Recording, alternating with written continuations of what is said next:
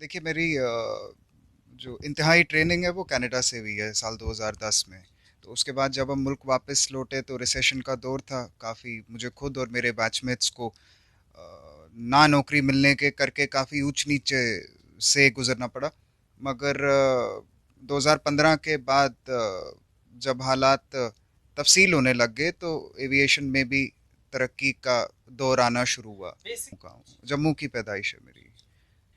मैं हमेशा से मुझे ये रहा है कि अपने जम्मू कश्मीर के लिए हमें कुछ करना चाहिए।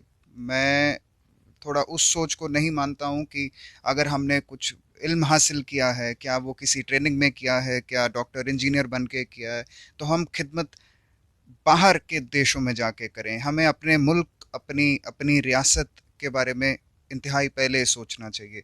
तो इसी को मद्देनज़र रखते हुए मुझे मन था कि मैं अपनी रियासत में आके अपने लोगों के लिए कुछ करूं, उनको खिदमत करूं। तो एयर कनेक्टिविटी, एयर सर्विसेज के बारे में मैंने सोचा साल 2018 में, जिसके करके जो भी नॉर्मल क्लियरेंसेस एंड एवरीथिंग वो मुझे हासिल हुई। मैंने खुद जाके ली मिनिस्ट्री ऑफ सिविल एविएशन से एक एयरक्राफ्ट 6 सीटर, वो भी हमने लिया। बीच में थोड़ा हम रह गए पीछे क्योंकि ये कोरोना का जो कहर पूरे मुल्क में और पूरी दुनिया में रहा है। लेकिन अब मैं वापस यहाँ पे पेस पकड़ रहा हूँ। मुझे उम्मीद है कि अगर जिस खुदा ने तरह से किया। जी जी एम्बुलेंस की भी अब बात हो रही कि आपकी तरफ से जम्मू कश्मीर के आवाम के लिए एयर एम्बुलेंस भी मुहैया रखी जाएगी, क्या खसूसियात होगी उसकी और कितना सरकार ने उसमें आपका मदद किया है और कब तक वो लोगों के नाम आप वक्फ करेंगे? ज़रूर एयर एम्बुलेंस की सर्विसेज भी, क्योंकि मेरी जो सर्विसेज होंगी जो मैं प्रोवाइड करूंगा JNK को, वो एक कंप्लीट एयर सर्विसेज होंगी, जिसमें हमारी कनेक्टिविटी पे भी ध्यान दिया जाएगा, इमरजेंसी सर्विसेज पे भी ध्यान दिया जाएगा जिसमें एम्बुलेंस की सर्विसेज भी आ गई। और क्या जो यहाँ का यूथ है स्पेशली, उनको आगे की तरफ ले जाने के लिए, उनको रोज़गार जनरेट हो उसकी तरफ भी ध्यान दिया जाएगा।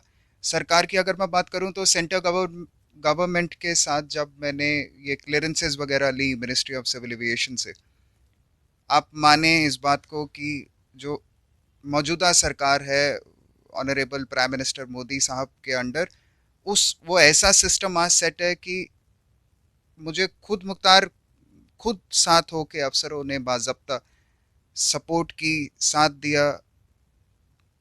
जो भी मेरा काम था उसको एक्सपेडाइट वे में रखा, मतलब अब मुझे कोई दिक्कत नहीं आई उसमें।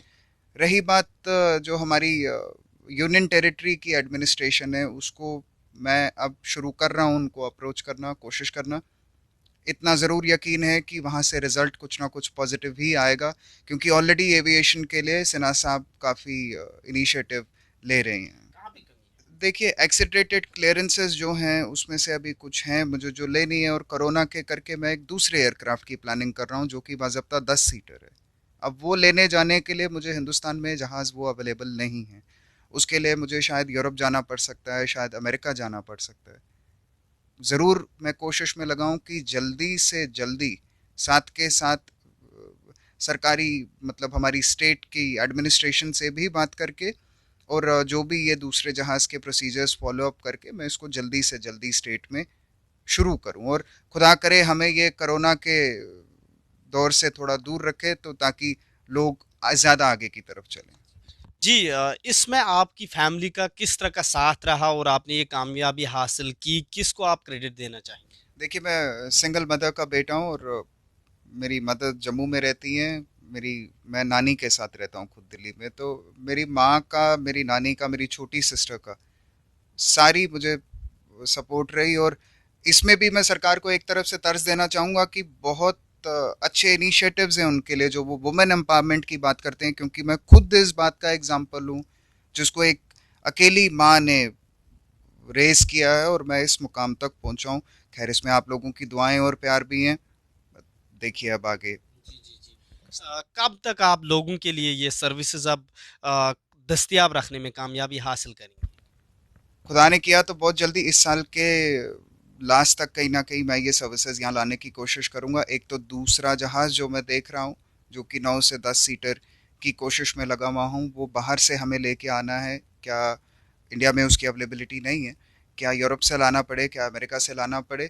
और साथ में ये भी चाहूँगा कि हुकूमत की भी तब तक मुझे रीच बने, क्योंकि मैं उनसे भी जाके बात कर क्या सकूं। और क्या ये जहाज टूरिस्टों के लिए ही खास होगा कि वो कहीं गुलमर्ग, सोनामर्ग या कहीं और सयाहती मुकामात पर जा पाएंगे, या जम्मू कश्मीर के आवाम के लिए भी? ये दोनों में चलेगा।